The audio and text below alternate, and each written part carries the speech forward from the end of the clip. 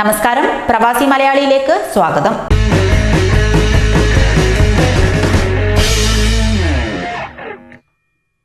Covid വ്യാപനത്തിന്റെ പശ്ചാത്തലത്തിൽ വിദേശത്ത് കുടുങ്ങിയ പ്രവാസികളെ തിരിച്ചെത്തിക്കുന്നതിനായുള്ള വന്ദേ ഭാരത് ദൗത്യത്തിൽ കേരളത്തിലേക്ക് 94 വിമാനങ്ങൾ കൂടി ഷെഡ്യൂൾ ചെയ്തു.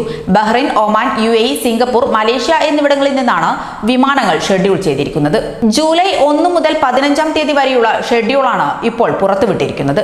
വിമാനങ്ങൾ അധികവും ബഹ്റൈനിൽ നിന്നും ഒമാനിൽ നിന്നുമാണ്.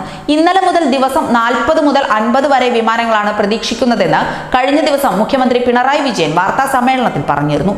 ജൂലൈയിൽ വരുന്ന വിമാനങ്ങളുടെ എണ്ണം വർദ്ധിക്കുമെന്നും വിമാനങ്ങൾക്ക് അനുമതി നൽകിയെന്നും അദ്ദേഹം കൂട്ടിച്ചേർത്തിരുന്നു. വിവിധ രാജ്യങ്ങളിൽ നിന്നും മടങ്ങി വരുന്ന പ്രവാസികൾ പാലിക്കേണ്ട മുൻകരുതലുകൾ സംസ്ഥാനം നേരത്തെ തന്നെ പുറപ്പെടുവിച്ചിരുന്നു.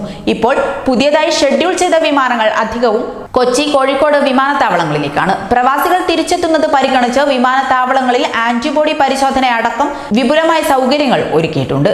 കൂടുതൽ പ്രവാസി വാർത്തകൾക്കായി ഈ ചാനൽ സബ്സ്ക്രൈബ് ചെയ്യുക.